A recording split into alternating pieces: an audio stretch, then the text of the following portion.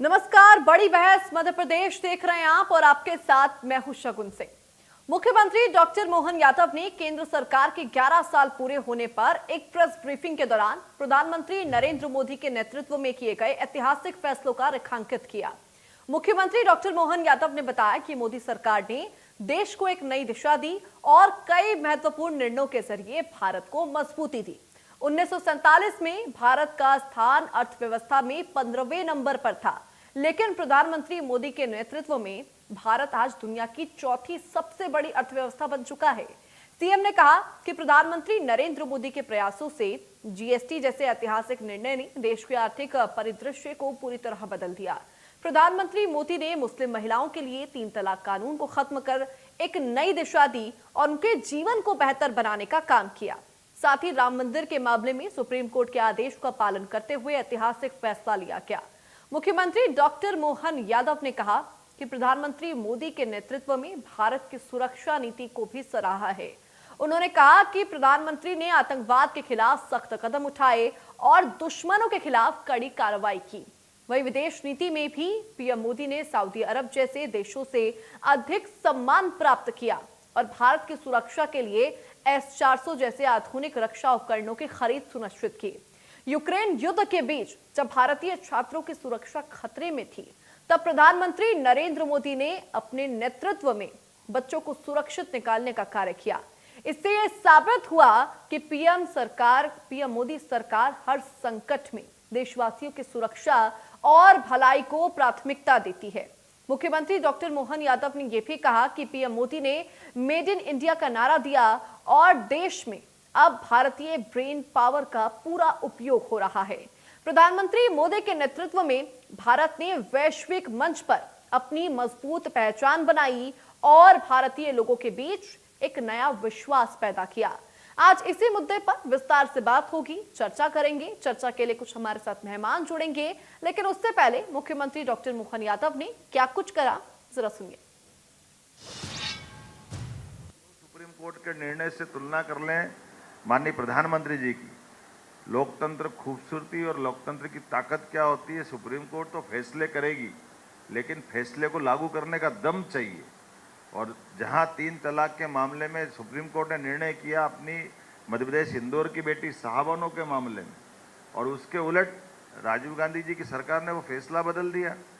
आरिफ मोहम्मद साहब अभी गवर्नर है, उस बात के गवाह हैं, जिन्होंने अपनी बात जिस ढंग से रखने का प्रयास किया था, जो उनके स्वयं के शब्दों में कभी आप सुनोगे तो बताएंगे अंदर की कहानी क्या है। लेकिन माननीय मोदी जी ने शुरू दिन से जो कहा कि हम हिंदू मुस्लिम में भेद नहीं करेंगे, हमारी हिंदू बहनों की भी ज़िंदगी में जो मदद कर सकते हैं वो करेंगे, लेकिन मुस्लिम बहनों की ज़िंदगी में भी अगर बदलाव लाना है, 3 तलाक के कानून से उनके लिए ज़िंदगी में अगर सुख का सवेरा आता है, तो 3 तलाक कानून को बदलने की हिम्मत भी दिखाने का काम अगर किसी ने किया, मोदी जी की सरकार ने किया। राम मंदिर के मसले पे अपन देखें, सुप्रीम कोर्ट ने तो फैसले पहले भी किए। मैंने इंदिरा गांधी जी का अपन फैसला देख ले, उनका स्वयं का इलाहाबाद हाईकोर्ट का फैसला हुआ था, उसके बदले में उनने क्या दिया, आपातकाल लगा दिया। 3 तलाक का मैंने बताया था, सुप्रीम कोर्ट ने फैसला दिया।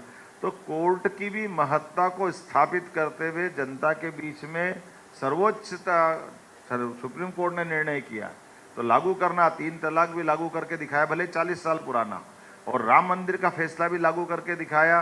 तो हिंदू मुस्लिम, राम जी का नाम लेते ही देश में दंगे हो जाते, जाने क्या क्या हो जाते थे। लेकिन इतने पुराने मसले को भी सबको साथ लेकर के, ना तो भूमि पूजन के समय झंझट कोई हुई पूरे देश में, ना बाद में लोकार्पण के समय हुई। और बदलते दौर में भारत के दुश्मनों के साथ जो उनके 3 बार की याद करे, केवल कल्पना करे। हमारे देश के अंदर आतंकवाद का तो ये जो फन कुचलने का या जो आवश्यकता तो पड़ गई थी, तो हमको मालूम है, भले ही बांग्लादेश बना हो, लेकिन बांग्लादेश के समय से पाकिस्तान ने 65 के वार के बाद जो परोक्ष नीति आतंकवाद को बढ़ावा देने वाली अपनाई, उस आतंकवादी नीति के बारे में भी माननीय प्रधानमंत्री जी ने हमारे देश को, दुश्मनों को, वो कहीं भी होंगे उनको छोड़ेंगे नहीं, ये जो नीति लाए हैं, इस नीति से देश के दुनिया के 3 एक देश है, अमेरिका, इजराइल और तीसरा भारत हो गया। जिसने दुश्मनों के घर में घुस करके आतंकवादियों को मार करके हिसाब चुकता किया। ये हमारे लिए तीनों बार के कार्यकाल में उल्लेखनीय बात है। तीनों में कोई अंतर नहीं। तीनों बार सेना को छूट दी, सेना को समय निर्धारित करना, कार्रवाई करने का अधिकार देना। ये वो उन देशों के बारे में जब कहते थे कि हम पाकिस्तान की बात कैसे करें, वो तो परमाणु संपन्न है। तो 14 से लेके 19 में भी परमाणु संपन्न था, 19-23 में भी था, वो 23 से अभी भी परमाणु संपन्न है। धारा 370 हमारे विचारधारा का तो जनसंघ के जमाने से जो धारा 370 की कठिनाई के बारे में बताया गया था कि धारा 370 का लगना इस देश में विभाजन की लकीर खींचने के बराबर है। उस धारा 370 के मसले को हम याद करें, उस समय विपक्ष के भाषणों को, खून की नदियां बह जाएगी, आग लग जाएगी, कहीं कुछ नहीं हुआ। जैसे राम मंदिर में हुआ ऐसा इसमें कुछ नहीं हुआ। सब कुछ सहजता के साथ हुआ और पूरी कानून व्यवस्था के साथ हुआ। और कितना 370 का महत्व तो तब और बढ़ जाता है जब कश्मीर के अंदर पहली बार उमर अब्दुल्ला, फारूक अब्दुल्ला, मुफ्ती मोहम्मद सईद, उनकी पार्टी, अब लाइन से देखो तो हुर्रियत कॉन्फ्रेंस से लेके सारे लोग, औरतों और ओवैसी तक कितनी अच्छी बात कर रहे हैं। ये तो आश्चर्य हो रहा है ना। ये है देश की देशभक्ति। देश का नायक जब शक्ति संपन्न होता है, सरकार सक्षम होती है। मेड इन इंडिया की बात करते हुए माननीय मोदी जी ने जो वर्तमान का दौर दिखाया है, और अभी तो अंदर की बात देखो तो और आश्चर्य लगता है। खुद जिनने S-400 सुरक्षा व्यवस्था दी है, हम सब देख रहे हैं कि यूक्रेन युद्ध के साथ रशिया के अंदर तक भी अगर वो सुरक्षा प्रणाली इतनी मजबूत थी तो उनके यहाँ क्यों ऐसा नहीं हुआ? इसका मतलब उनके माल में हमारा दिमाग लगाया। ये जो ना हमारा दिमाग लगा मेड इन इंडिया से, तो हमारा बाल भी बाका नहीं हुआ। जो मिसाइल हम छोड़ रहे हैं वो तो असर कर रही है, और उनके फटाके दिवाली के फटाके जैसे आसमान में खत्म हो रहे हैं। ये कैसे हो सकता है? ये तभी हो सकता है जब हमारी ब्रेन का उपयोग किया है। ये मेड इन इंडिया है। इस आधार पर हम सब तरफ से निपटने के लिए सक्षम है।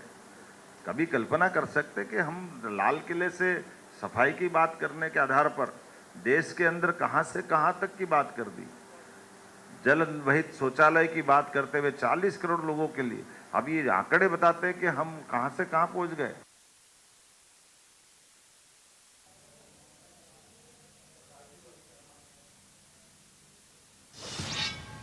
और देखिए, आज इसी मुद्दे पर बड़ी बहस में हम चर्चा करेंगे। चर्चा के लिए हमारे साथ मेहमान जुड़ चुकी हैं। बीजेपी प्रवक्ता प्रियंका दुबे जी हमारे साथ जुड़ गई हैं। प्रियंका जी, बहुत स्वागत है आपका इंडिया न्यूज मध्य प्रदेश छत्तीसगढ़ पर। प्रियंका जी, चर्चा की शुरुआत में पहले आपसे ही करूंगी। अमित जी हमारे साथ थोड़ी ही देर में जुड़ेंगे। जिस तरीके से पिछले 11 सालों में देश ने विकास की एक रफ्तार देखी, विकास की एक तस्वीर देखी कि भारत ऐसा भी देश है जिसको पूरी दुनिया देख रही होगी, एक पॉजिटिविटी के साथ, एक ऐसे देश के तौर पर देख रही होगी जो कि तेजी से आगे बढ़ रहा है हर क्षेत्र में।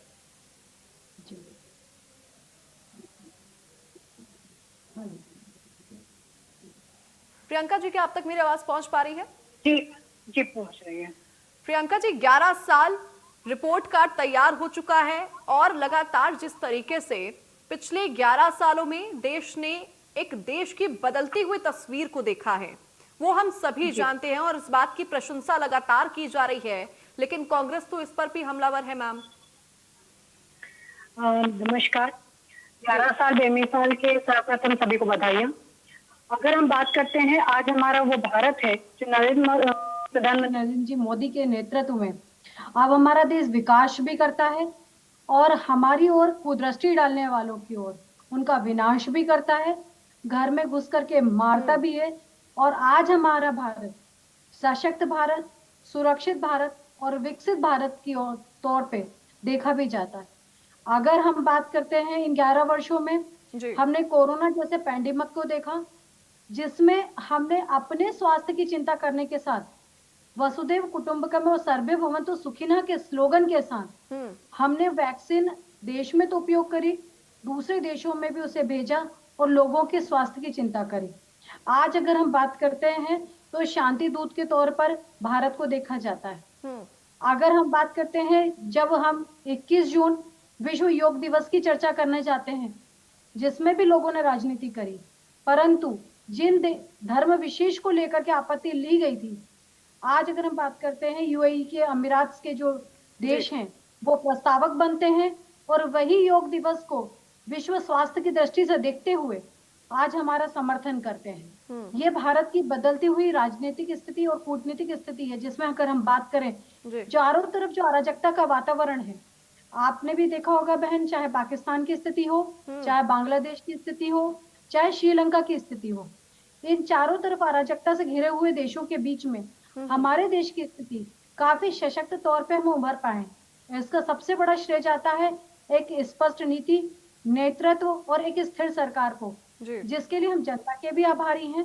और जो कोशिश हमने की थी कि जो हमने कहा वो हमने किया, और धरातल तक जनता के विश्वास को जीतने के पूरे प्रयास किए, जिसमें इंफ्रास्ट्रक्चर का डेवलपमेंट की अगर हम चर्चा करते हैं तो उसको देखा जाए, चाहे रक्षा उत्पाद में आयात की स्थिति पे हम चर्चा करना चाहें उसको आप देख लीजिए, चाहे हम स्वास्थ्य की दृष्टि में बात करते हैं, चाहे आधी आबादी के पूरे हक की अगर हम चर्चा करते हैं, या फिर अगर हम भारत के जो विश्व पटल पे उभरते हुए नेतृत्व को हम देखते हैं, चौतरफा अगर हम देखते हैं, तो भारत की स्थिति काफी मजबूत हुई है। ये पूरी जनता का भी विश्वास है, जिसमें हमने कहा था कि सबका साथ है, सबका विश्वास है, सबके प्रयास है। प्रियंका जी, जब चौतरफा विकास हो रहा है तो क्या कांग्रेस के जितने नेता हैं, क्या वो देश के नागरिक नहीं हैं? क्या उनको ये पच नहीं पा रहा है कि देश आगे प्रगति कर रहा है, इसलिए सवाल उठा रहे हैं वो? क्या लगता है आपको? देखिए, एक कहावत है शगुन जी की, कुछ तो लोग कहेंगे, लोगों का काम है कहना। आज अगर हम बात करते हैं, मैं वैश्विक पटल पे बात करती हूँ, देश में हो सकता है कोई चीज की अगर योजनाएं बनाई जाती है, जमीनी स्तर तक उनको लागू करने की कोशिश की जाती है, 75 से 80% तक वो लागू हो पाती है, कुछ परसेंटेज की कमी रह जाती है। ये मैं खुले मन से स्वीकार करती हूँ और आपके इस विश्वसनीय मंच से भी स्वीकार करती हूँ। 100% आइडियल कंडीशन में कुछ भी नहीं होता, परंतु क्या उसको लेकर के विदेशी भूमि पर जाना और हमारी लोकतांत्रिक व्यवस्था पर विदेशी भूमि पर जाकर के प्रश्न खड़े करना, क्या यह न्यायोचित है?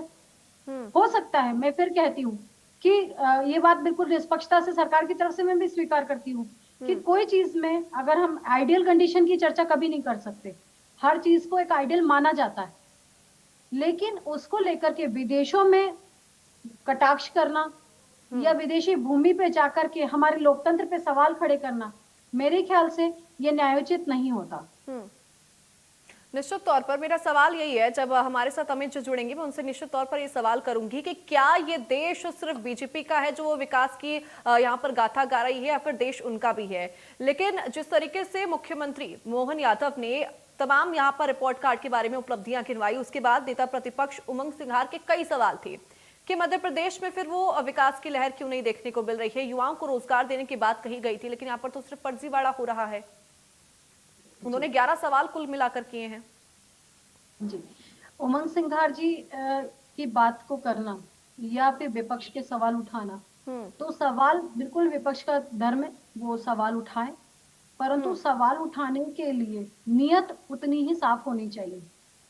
क्या जब कोई पर्यटन या पर्यावरण को लेकर के कोई कार्य किए जाते हैं, तो क्या इसके लिए सत्ता पक्ष के साथ में विपक्ष का धर्म नहीं होता? क्या वो ऐसी जगह पे साथ होकर के आते हैं? या अगर हम बात करते हैं मध्य प्रदेश के विकास की, जिसमें चाहे इंफ्रास्ट्रक्चर के डेवलपमेंट की बात करें, चाहे एरोनॉटिकल की बात करते हैं, चाहे एरोस्पेस की बात करने, चाहे सड़कों की बात करने, चाहे पानी की व्यवस्था की बात करने, चाहे बिजली के सुधारीकरण की व्यवस्था, चाहे रीजनल समिट्स के माध्यम रोजगार सृजन की बात की जाए, चाहे उद्योग वर्ष के तौर पर मध्य प्रदेश जिस तरह से डेवलप हो रहा है, चाहे उसकी चर्चा की जाए, चाहूं और मध्य प्रदेश सरकार डबल इंजन की सरकार ये प्रयास कर रही है कि जो परंपरागत रोजगार है उनके साथ में नव सृजन रोजगार का किया जाए, जिसमें सारे इंडस्ट्रियलिस्ट साथ होकर के आए हैं और करोड़ों का इन्वेस्टमेंट आज मध्य प्रदेश के अंदर आया है, जिसके लिए अगर हम बात करें लाइसेंसिंग प्रोसेस की बात हो, चाहे जमीनी स्तर पे उद्योग को उतारने की बात हो। ठीक है प्रियंका जी, हमारे साथ अमित तावरे जी कांग्रेस प्रवक्ता फोन लाइन पर जुड़ गए हैं। अमित जी, सबसे पहले तो बहुत स्वागत है इंडिया न्यूज मध्य प्रदेश छत्तीसगढ़ पर आपका। सर, सबसे पहला तो मेरा यही सवाल है, प्रियंका दुबे जिसे अभी हम इसी मुद्दे पर चर्चा कर रहे थे, जिस तरीके से उन्होंने तमाम उपलब्धियां गिनवाई, मुख्यमंत्री ने भी तमाम उपलब्धियां बीजेपी के 11 साल की गिनवाई है, क्या आप उससे एग्री करते हैं सर? देखिए, मैं क्षमा चाहूंगा, कुछ तकनीकी समस्या के कारण मैं वीडियो कॉल पर नहीं जुड़ पा रहा हूँ जी। आपसे। और दूसरी बात ये, मैं प्रियंका जी का भी थोड़ा सा ही सुन पाया। उन्होंने कहा कि विदेश की धरती पर जाकर अपमान करते हैं। तो मैं आपको ये बताना चाहूंगा, 19 मई 2015 स्थान था दक्षिण कोरिया, कार्यक्रम था अप्रवासी भारतीयों का सम्मान। उसमें नरेंद्र मोदी जी ने कहा था कि 2014 के पहले तो भारत में पैदा होने पर लोगों को शर्म आती थी। तो प्रियंका जी भी 2014 के पहले पैदा हुई हैं, आप भी और मैं भी। तो क्या आपको, हमको, सबको 2014 के पहले पैदा होने में शर्म आती थी? तो ये जो बयान है, ये क्या भारत का मान बढ़ाने वाला बयान था नरेंद्र मोदी जी का? उस बात का जवाब मैं जानना चाहता हूँ। दूसरी बात यह है कि 11 साल का जो नरेंद्र मोदी जी का कार्यकाल रहा है, इसमें जो जो उन्होंने कहा था पहले साल से लेके 11वें साल तक, उन्होंने क्या क्या दिया? क्या वो काला धन लेकर आ गए क्या विदेशों से? क्या 15-15 लाख रुपए डाल दिए क्या सबके अकाउंट में? क्या पेट्रोल डीजल 30 रुपए, 40 रुपए, 50 रुपए लीटर हो गया क्या? क्या हर गरीब व्यक्ति को उसका पक्का घर मिल गया क्या? उन्होंने 2022 में कहा था, 2022 की डेडलाइन दी थी कि हर गरीब को उसका आवास मिलेगा। तो ये सब जो सारी चीजें हैं, सिर्फ इवेंट सर, आप लोग तो उस पर भी एग्री नहीं कर रहे हैं ना, जो काम हुआ चंद्रयान-3 जैसा मिशन, जिसको लेकर सभी देश ऐसे सोच रहे थे कि भारत नहीं कर पाएगा, भारत ने वो किया। 3 तलाक का फैसला मोदी सरकार ने लिया, ये तमाम कार्य भी तो किए है ना सर, उसको क्यों नहीं अप्रिशिएट किया जा रहा है? मुझे तो बड़े आश्चर्य की बात हो रही है आपसे भी। नहीं सर, मेरा बस सवाल है आपसे, क्योंकि तीखे सवाल मैं प्रियंका जी से भी यहाँ पर कर रही हूँ। मेरा सवाल ये है कि नागरिक तो सर देश के आप भी हैं, जब देश आके ग्रो करता है, विकास की गाथा लिख रहा होता है, तो क्या आप लोगों को गौरवान्वित महसूस नहीं होता है? मुझे बड़ा आश्चर्य होता है कि चंद्रयान की सफलता का श्रेय मोदी जी को हम दें या हमारे देश के वैज्ञानिकों को दें। आपको मालूम है कि पहला जो वो है, वो कब ये कार्यक्रम हमारा सफल हुआ था? किन के प्रधानमंत्रित्व काल में किया गया था? तो ऐसे समय समय पर सारे हुए हैं, चाहे नेहरू जी की बात करूं, मैं इंदिरा जी की बात करूं, शास्त्री जी की बात करूं, अटल जी की बात करूं, या फिर मनमोहन सिंह जी की बात करूं, या 3 तलाक से क्या ऐसा फायदा हो गया?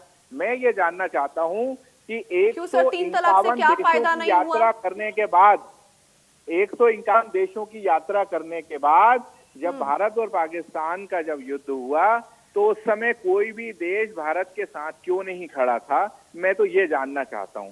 और अमेरिका के दबाव में जब डोनाल्ड ट्रंप रोज भारत का अपमान कर रहा है, उस अपमान के जवाब में नरेंद्र मोदी जी एक शब्द क्यों नहीं बोल पा रहे हैं? मैं तो इस चीज को जानना चाहता हूं, क्योंकि आपने 151 देशों की यात्रा करी है, आपके लोगों ने कहा है कि डंका बज रहा है नरेंद्र मोदी जी का, तो इन सब बातों को भी तो जनता जानना चाहती है ना। सर, ये एग्जाम्पल तो वैसे सभी लोगों ने देखा है। ठीक है, मैं इसका सवाल प्रियंका जी, जवाब इसका प्रियंका जी से ले लेती हूँ। प्रियंका जी,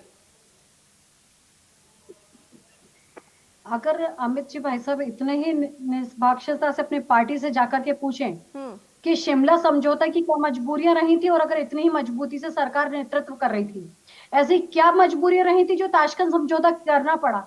ऐसी क्या मजबूरियां थी जो रहस्यमय साइंटिस्ट की मौतें होती थी और आप लोग मौन धारण कर रहते थे? ऐसी क्या मजबूरी थी जो मोरारजी देसाई को आप लोगों ने पाकिस्तान, निजाम पाकिस्तान के अवार्ड से नवाजा गया था? ऐसी क्या मजबूरी रही थी कि आप लोगों ने 370 आर्टिकल को कभी हटाने के बारे में विचार ही नहीं किया? अगर आपका इतना मजबूत नेतृत्व था, आप बांग्लादेश का निर्माण कर सकते थे। उन्होंने एक और यहाँ पर सवाल किया कि 3 तलाक से क्या फायदा हुआ? 3 तलाक हटाने से यहाँ पर क्या फायदा हुआ? ये सवाल भी अमित जी कर रहे हैं कि 3 तलाक हटाने से फायदा क्या हुआ है? महिलाओं के मौलिक अधिकारों का हनन है। क्या लगता है आपको कि कोई फोन पे अगर आपको कह देता है तलाक तलाक तलाक, एक महिला के पूरे जीवन पर्यंत की जो साधना है, जिसमें वैवाहिक संस्था को वो सिर्फ चंद सेकंड में तलाक तलाक तलाक करके खत्म कर देता है, क्या उसके मौलिक अधिकारों का हनन नहीं है?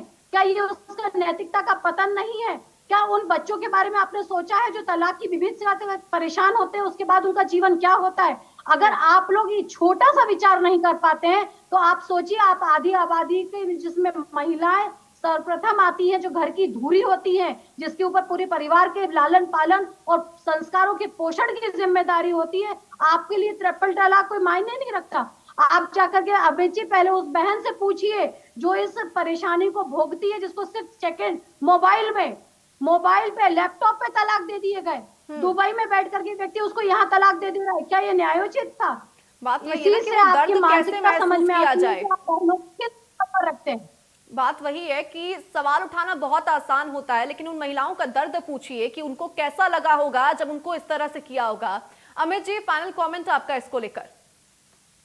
देखिए, मेरे किसी भी सवाल का जवाब मेरी बहन नहीं दे पाई। जो वादे 2014 के चुनावों के समय नरेंद्र मोदी जी ने ये नारे दिए थे कि बहुत हुई महंगाई की मार अब की बार मोदी सरकार, बहुत हुई भ्रष्टाचार की मार अब की बार मोदी सरकार, तो ये जो मैं फिर कहूंगा, क्या काला धन आ गया, क्या पेट्रोल डीजल सस्ता हो गया, क्या तो सर, कांग्रेस शासनकाल में सारा काला धन आप लोग क्यों नहीं लेकर आ पाए? को मिल गया क्या? और बात दरअसल ये है, देखिए, यदि आप मुझे 2014 के पहले की चर्चा करना हो तो मैं कर लेता हूँ। आप यदि वर्तमान की चर्चा कर रही हैं कि एक साल हुआ है, आप कह रहे हैं ना कि पूरा काला धन क्यों नहीं आ पाया, तो कांग्रेस क्यों नहीं ले पाई काला धन पूरा? ठीक है, इसका जवाब मैं प्रियंका जी से ले लेती हूँ। अमित जी, प्रियंका जी, फाइनल कमेंट आपका इसको लेकर। फाइनल कमेंट मेरा वही है कि जिस महंगाई की बात कर रहे हैं कि उस समय जब इनकी सरकार थी तो 8.7 महंगाई दर थी, आज 4.7 है। तो बढ़ी है या घटी है, ये आपको विचार करना पड़ेगा। जहां 400 स्टार्टअप्स पे ये लोग बातें करते थे, आज 1.6 लाख स्टार्टअप्स इस भारत के अंदर कार्य कर रहे हैं, जिससे करोड़ों रोजगार का सृजन हुआ है। यह है विकास, जिसको आप लोग, आज अगर मैं बात करती हूँ तो सेंट्रल विस्टा अगर मैं बात करती हूँ, नए संसद का निर्माण होता है तो ये लोग उसके ऊपर भी छाती पीटना शुरू कर देते हैं, उसका भी विरोध करना शुरू कर देते हैं।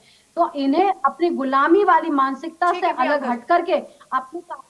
ठीक है प्रियंका जी, मेरे पास वक्त इतना ही है। प्रियंका जी और अमित जी, आप दोनों का बहुत शुक्रिया हमारे साथ बड़ी बहस की इस चर्चा में जुड़ने के लिए। फिलहाल बड़ी बहस मध्य प्रदेश में मेरे साथ बस इतना ही।